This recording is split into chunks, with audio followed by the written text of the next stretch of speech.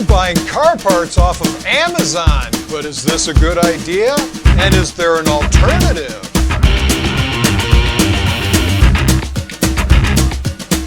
Hola! I'm Mike, the backyard mechanic, buying car parts from Amazon. Screw this! It can be good or it can be bad. The trick is to make it more good than bad. I already have Amazon Prime, which Mrs. Backyard Mechanic and I use very often. I don't even know what's in these boxes. I went into this room once and I got lost for days. Getting a discount car part in 2 days or the next morning or sometimes even the same day is definitely a perk. The prices are tough to beat. An OEM expansion valve from Ford, $265? From Amazon, it's $13. It's a great way to save money. It can also be a big waste of money and time. Most people don't maintain their cars. They wait for something to break, then they're in a hurry and get in fix-it-up mode. I need a brake caliper and I need it now. My car is in pieces. Okay, buddy, keep your pants on. You don't understand, man. I gotta go to work tomorrow. I got a big meeting. Here it is. That'll be $75. What? It ain't that much on Amazon. You want it fast or do you want it cheap? Well, I want both. God! With Amazon, not only might you have to wait a day or two or longer for shipping, you may have to deal with returning incorrect parts. Buying parts online requires planning and allowing for vehicle downtime. If you only have one car and it's down, running up to the auto parts store to get the part now is completely understandable. But if you want to save significant money, buying parts online is definitely the way to go. However, you need to understand what you are dealing with, especially with Amazon. Amazon, being one of the largest companies in the world, is suffering from Enshitification. It's not a swear word. The American Dialect Society selected Enshitification as its word of the year in 2023, so no bleeping necessary. Enshitification describes how platforms start off great for users, then shift value to business partners, and finally to themselves, degrading the experience in the process. Detailing Enshitification could literally take an entire book. There are several tech companies that are suffering from this. I think you might know of one or two. In the case of Amazon, specific to the retail store and excluding Prime and their web services, search results are dominated by sponsored products, brands who pay for placement, and Amazon's own private label ripoffs. Because Amazon favors volume, the site is flooded with duplicate listings, fake reviews, and counterfeit merchandise. Amazon imposes referral fees, warehouse fees, advertising fees, long-term storage and return fees on their small business partners. Plus, they enforce rules that their prices are not lower anywhere else, while Amazon takes 50% or more of their net revenue. It's relevant to know that Amazon crushes margins while abusing its partners. This leaves some categories completely lacking in name brands and leaves the consumer to shift through overpriced cheap knockoffs and counterfeit items, all with hundreds of fake reviews. This explains why Amazon is overrun with small Chinese companies like Fatak Walt, Tegatak, or Quibeok. These are temporary DBA names that they can change overnight. They're close to the manufacturing chain and can build stuff using crap materials with no quality controls to maintain their profit margins. To answer your question, yes. In spite of how bad of an experience Amazon is, I still buy crap from them. The problems with Amazon are a systemic legislative problem, not a Mike problem. Me doing a boycott would bother Amazon as much as me throwing a ham sandwich at them. From here. All it would do is get mustard on my wall. Well, I guess I could quit Amazon and buy from a mom and pop shop. I hear the Walton family has a few retail stores. When I buy from Amazon, I try to follow a few key rules. I never buy their rip-off brands. Look at all of these. Amazon competing with its own business partners drives out legitimate businesses.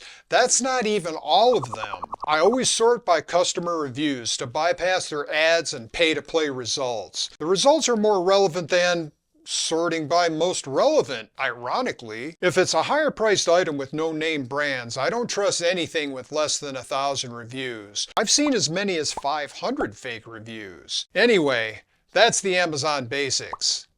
Dope. It's essential to what you need to know. Ugh. You just need to be aware. Moving on. The Amazon Confirm Fit system is Amazon's built-in vehicle compatibility checker for auto parts and accessories. The Amazon Confirm Fit system is janky, if I'm being generous. Professional parts stores use OEM-grade fitment data tied to actual VIN decoding. Amazon doesn't maintain the fitment database at all. It's populated by the parts suppliers who get their data from anywhere. Websites, eBay, your mom. So if it doesn't fit, Amazon just shrugs. Not my fault. It's kind of like buying a gallon of milk from Kroger and you get home and the carton doesn't contain milk. It's laundry detergent. And Kroger just shrugs, blames the supplier, and puts the carton of laundry detergent back on the shelf. I did a major AC overhaul on the Mustang recently. The video is coming soon, which I'm sure will excite all of you Toyota Camry owners. Here is that $13 expansion valve I bought. It says it fits a Mustang, but it also fits a Honda Civic, and a Toyota Tacoma, and a Lexus. I returned it and bought another part here, which turned out to be correct. As you can see, they look different. Completely different. An AC compressor at O'Reilly costs $1,000, but this one on Amazon costs less than $300. Hey, this fits my Ford Mustang. Great! Hey, this compressor looks a little different than mine. Well, it does bolt up. The belt doesn't line up. This compressor is for a 4.0 V6 Mustang, as were all the compressors on Amazon, despite the fact that they were all confirmed fit. I ended up buying a compressor on eBay. In hindsight, if you examine the pictures, you'll see the differences. I found the pictures are often accurate, but not always. I bought this condenser, which says it fits, but the inlet port was wrong. In the picture, it was right. They just sent me a different part. They've since updated the picture, and you can see the inlet port is different. If you look closely, you can see that on the incorrect part, that port is on an angle. And you would in fact have to examine that picture because they still say it works on a 4.6 liter V8, and Amazon is still saying it fits. It doesn't. This one is right. $25 more, but totally worth it for the correct part. Another way around their inferior system is a search by part number. I found the OEM part number for my valve, and the correct part comes up in the search. Don't expect this to be bulletproof, but it's definitely a better strategy than relying on Amazon to tell you what fits. Amazon is notoriously bad about AC parts. Sensors? I bought O2 sensors from Amazon, and that was fine, but they were name brand and GK sensors. Emissions controls, evap canister, purge valve, PCV, EGR, gas cap? Just say no. Just say no. Sorry to break it to you, it was hard for me too. This is all junk. Yep, even Dorman. For emissions controls, you have to pay full price for OEM. Nobody says you have to buy auto parts from Amazon. Rock Auto is a go-to for good auto parts. Note I said good, not cheap. Their prices are definitely good, but I've gone there in an attempt to save money, taken a look at the shipping costs and potential core deposit, which doubles the shipping costs, and I bail. But their inventory is quite vast. Not only does it have every car you've ever heard of, it has dozens you haven't, like Dedamaso, Abarth, or the Cisitalia. No, these aren't Chinese drills, these are actual cars. The parts are vast too. My Tacoma is missing this part here. It's called a bumper filler. Guess what? They have that! 1A Auto has all the parts you need for basic car repairs for common brands. Their prices are only fair, but they cater to the DIYer. They have tons of videos for doing repairs and maintenance. For performance parts, you may want to shop elsewhere like Summit Racing, Car ID, or Jegs. CarParts.com gets an honorable mention since their shipping was $2 cheaper than Rock Auto. They also have free shipping with a monthly membership that is offset with roadside service. I have my card right here. Wait, that's not the card. O'Reilly, AutoZone, Advance Auto Parts, Napa. These places are all fine. I prefer O'Reilly because I have a reward card for frequent shoppers and I occasionally get a $5 or $10 discount. I also like O'Reilly because it has more of a mom and pop feel while AutoZone has more of a Walmart feel. I rarely use them to buy parts online. I'll use the website all the time to check if things are in stock or to get a price check. You might find this kind of surprising, but this video is not sponsored by Amazon. But that's just because I didn't ask them. Or I didn't get a chance since they didn't return my phone calls. But I'm sure they would have liked the idea. Just like you, liking this video. And subscribe. And ring the bell. And share it with someone. And sign up for my Patreon. It's absolutely free. You get nothing in return, but every sign-up feeds 1 million starving kids in Africa. And then take a break, because I just asked you to do a lot of work. To recap, crime is probably the main reason Amazon has such a chokehold on online shopping. It's really hard to get past the free shipping, especially for inexpensive items. The return policy is painless as well. Just throw the part on the UPS store desk and it's returned.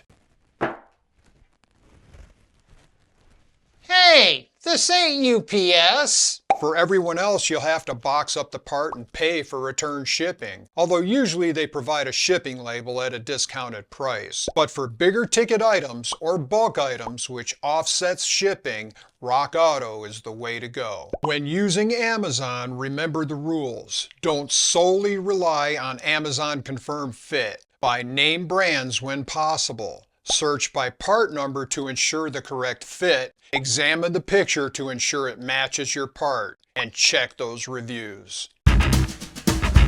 Socket and Socket didn't agree on which online parts store was the best.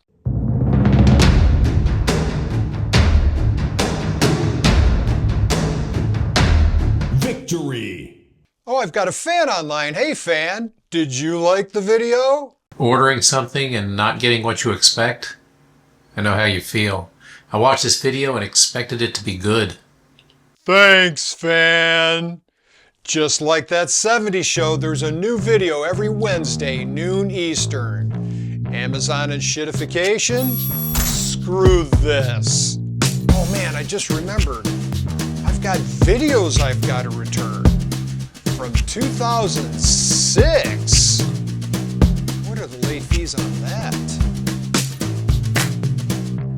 I placed an order for all the best videos of Mike the Backyard Mechanic. The box was empty. I think I got my money's worth.